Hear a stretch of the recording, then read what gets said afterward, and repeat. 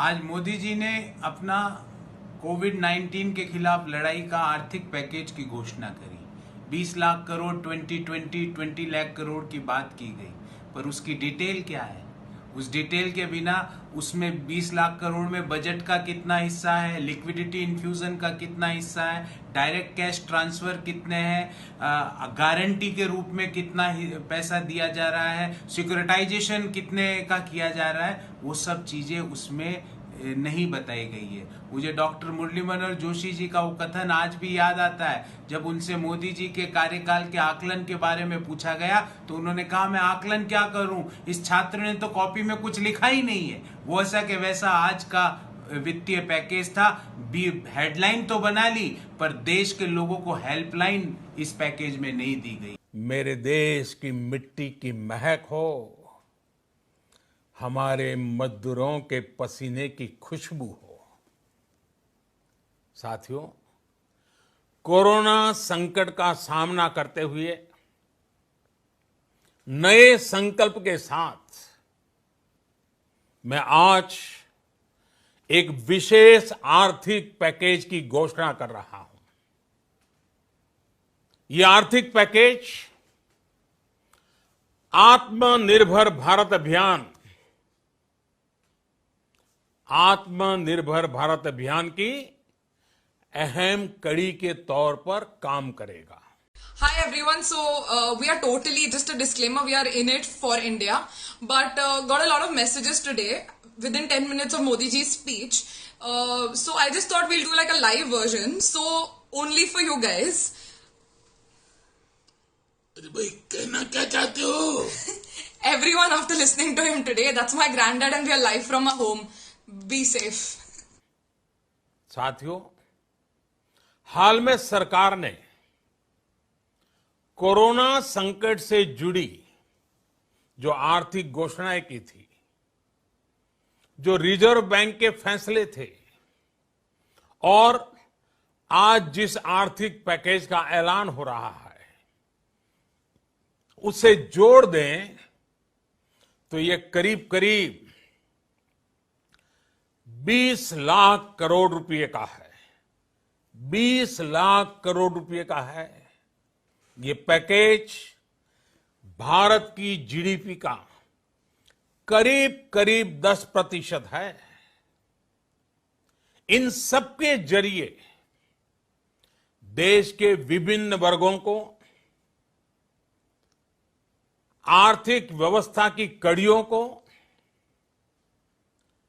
20 लाख करोड़ रुपए का संबल मिलेगा, सपोर्ट मिलेगा।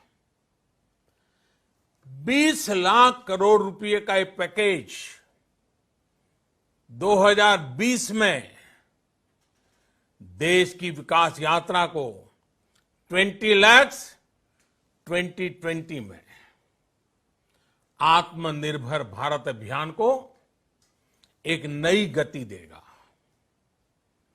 आत्मनिर्भर भारत के संकल्प को सिद्ध करने के लिए इस पैकेज में लैंड, लेबर, लिक्विडिटी और लॉज सभी पर बल दिया गया है। ये आर्थिक पैकेज हमारे कुटीर उद्योग, गृह उद्योग, हमारे लघु मंझोले उद्योग, हमारे एमएसएमई के लिए हैं, जो करोड़ों लोगों की आजीविका का साधन है, जो आत्मनिर्भर भारत के हमारे संकल्प का मजबूत आधार है। ये आर्थिक पैकेज देश के उस श्रमिक के लिए हैं, देश के उस किसान के लिए हैं, जो हर स्थिति, हर मौसम में देशवासियों के लिए दिन रात परिश्रम कर रहा है। ये आर्थिक पैकेज हमारे देश के मध्यम वर्ग के लिए है, जो ईमानदारी से टैक्स देता है, देश के विकास में अपना योगदान देता है। ये आर्थिक पैकेज भारतीय उद्योग जगत के लिए है, जो भारत के आर्थिक सामर्थ्य को बुलंदी देने के लिए संकल्पित है।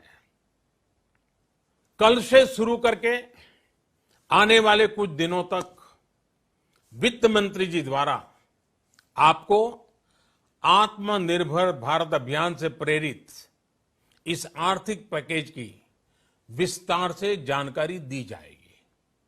साथियों, आत्मनिर्भर भारत बनाने के लिए बोल्ड रिफॉर्म्स की प्रतिबद्धता के साथ अब देश का आगे बढ़ना अनिवार्य है। आपने भी अनुभव किया है कि बीते 6 वर्षों में जो रिफॉर्म्स हुए, उनके कारण आज संकट के इस समय भारत की व्यवस्थाएं अधिक सक्षम, अधिक समर्थ नजर आई है। वरना कौन सोच सकता था कि भारत सरकार जो पैसे भेजेगी वो पूरा का पूरा गरीब की जेब में, किसान की जेब में पहुंच पाएगा। लेकिन ये हुआ, वो भी तब हुआ जब तमाम सरकारी दफ्तर बंद थे, ट्रांसपोर्ट के साधन बंद थे। जनधन, आधार, मोबाइल, जेम की त्रिशक्ति से जुड़ा सिर्फ एक रिफॉर्म था जिसका असर हमने अभी देखा। अब रिफॉर्म्स के उस दायरे को व्यापक करना है, नई ऊंचाई देनी है।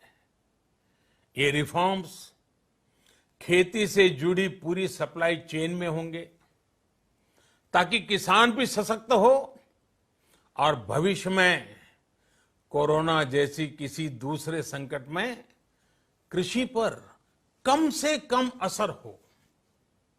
ये रिफॉर्म्स रेशनल टैक्स सिस्टम, सरल और स्पष्ट नियम कानून, उत्तम इंफ्रास्ट्रक्चर, समर्थ और सक्षम ह्यूमन रिसोर्सेज और मजबूत फाइनेंशियल सिस्टम के निर्माण के लिए होंगे।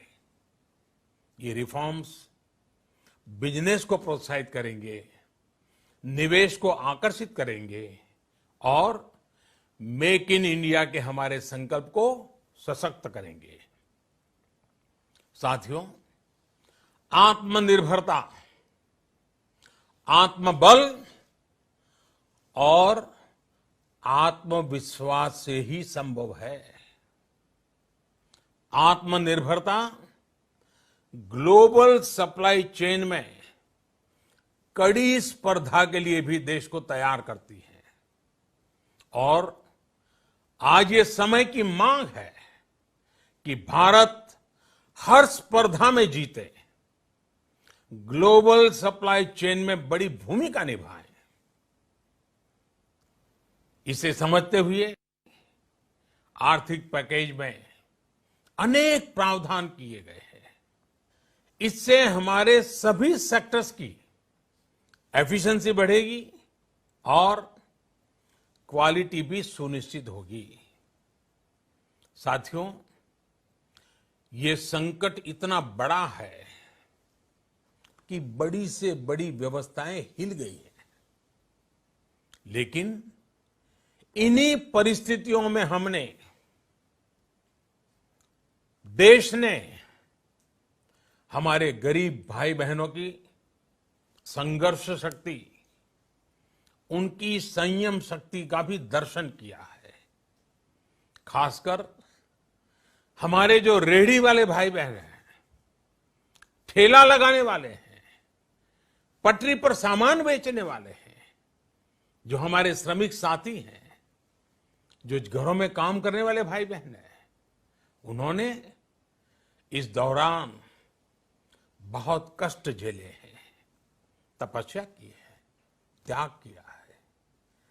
ऐसा कौन होगा जिसने उनकी अनुपस्थिति को महसूस नहीं किया?